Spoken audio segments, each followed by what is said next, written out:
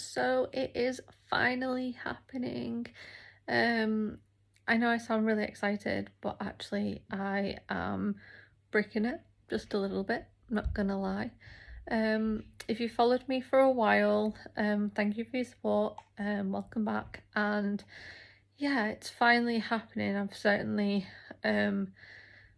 prepared kind of mentally for this. It's going to be an adjustment to say the least, and I think no matter how much you prepare for something, it's always a shock when it finally happens. But like I said, if you followed me for a while, you'll know that I've had my NJ feeding tube for a while, and I've had quite a few placements since about August last year. I've been written up since August last year to have my NJ changed from a nasojejunal tube to a percutaneous endoscopic gastrostomy tube with jejunal extension. I think I just said that wrong, but basically getting an NJ changed to a PEGJ. And it's been a few months. So I saw my gastro in October and he put me on the waiting list. But obviously since August, I've had, I think it's 6 replacement tubes. And every single time they have, since I've been on the waiting list, they have replaced my feeding tube. They have knocked me off the waiting list. And it got to the point where I had Christmas out of the way, because obviously my tube came up just before Christmas. I got that replaced with this one. Touch wood, it stayed in the same place for a while. And I only have to wait a few more days, and hopefully it'll stay in situ till then. However, you know, it's a case of I had Christmas and New Year, got my birthday out of the way, and then I came back and found that I had 2 appointments, one for gastro, one for dietitian, one on the 6th of February, one on the 7th, and I went to see my gastric doctor on the 6th, and as I walked in, he straight away asked me how my holiday went, asked me how I got on in America, but obviously I didn't go to America, I went to Egypt.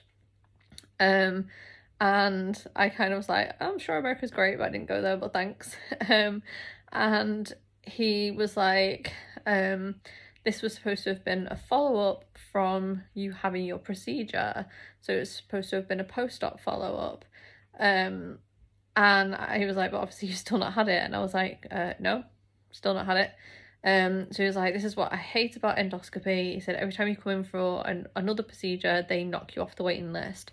He said it really, really does great on my nerves. So he said he was going to expedite me to have my tube fitted as soon as possible. And the way he was talking, he was like, at the time they were having nurse strikes outside and there was no endoscopy clinic on the 6th of February in my area because of the nurse strikes. And he basically said that had there been a clinic on that day, you know, he said there was no clinic appointment, you know, he basically said, what was his words? So he basically said, because of the strikes, there's no clinic on today. But the way he said it was like, had there been a clinic on today, I would have pulled you in today to have it done, basically. So anyway, I thanked him. Very quick appointment, probably one of the quickest I've had with him. He asked me, you know, I'm presuming you still want to have your face back? I was like, yeah, that's fine.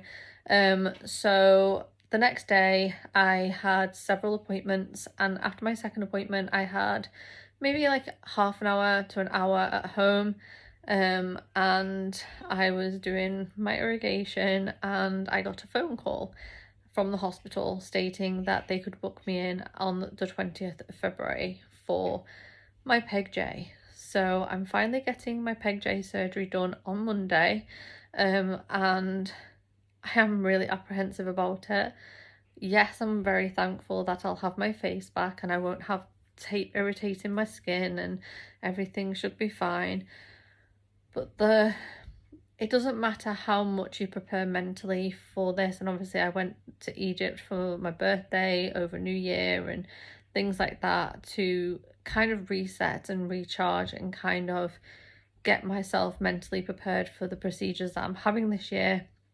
But I don't think no matter how much you prepare yourself for a change of tube or for a medical device, I don't think you could fully mentally prepare until it's actually happened. So I am pretty used to looking in the mirror and seeing this tube. I'm pretty used to it. My family's pretty used to it. In fact, they're so used to it when I actually bring my tube up, and I've not got my tube anymore, they don't even notice that it's not there, because of the fact that they're so used to seeing it that it's almost invisible to them now. But to me, obviously, I know because it's me that has it. So to have the one that's going to be off my face and through my abdominal wall is going to be a challenge. I don't do well under like any type of procedure. I don't do well with local anaesthetic. Sedations very rarely work, to the point where I'm completely like out of it enough so I don't remember anything. I'm more, what's the word? I'm more relaxed with sedation, so it basically just relaxes my muscles, so I'm not gagging and choking so much. But I'm aware of everything that's going on around me. Like, you can have a conversation with me if I didn't have like a thing in my mouth, like a mouth guard in my mouth. You could literally sit there and have a full conversation with me while I'm under sedation, and I'd remember the conversation. That is how little sedation does. I had to go into hospital Monday to get bloods done, because I was told to get bloods done a week prior to my surgery date, and I've had the blood form since October, so I've managed to get that done on Monday. And then I had to go in again today to pick up a antiseptic mouthwash that I have to use from today onwards, and I like almost like an antiseptic wash to wash my entire body with between Sunday and Monday, the day before and the day of the procedure. So that is what I'll be doing. I have to be at the hospital for 1 o'clock. I originally got told I had to be at the hospital for 20 to 3. However, because I have to have antibiotics at least an hour before my procedure, they've told me to go in around 1 o'clock. So, you know, these are the things that I've had to do. I've also had all of the preoperative swabs, check for MRSA and things like that, done today as well.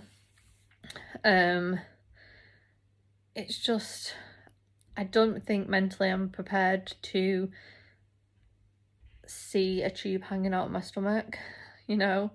I've had all the training, like I had the training on Monday, and so I've had the training for taking care of the new tube and stuff like that, and I know it's going to benefit me in the long run, because I'll be able to take oral dispersible medication down my G port from the PEG part of it, and feed through the jejunostomy part, which is going to be great. And I'll be able to vent my stomach if it gets too bloated, and I'll be able to drain my stomach if a cup of tea makes me feel poorly or whatever.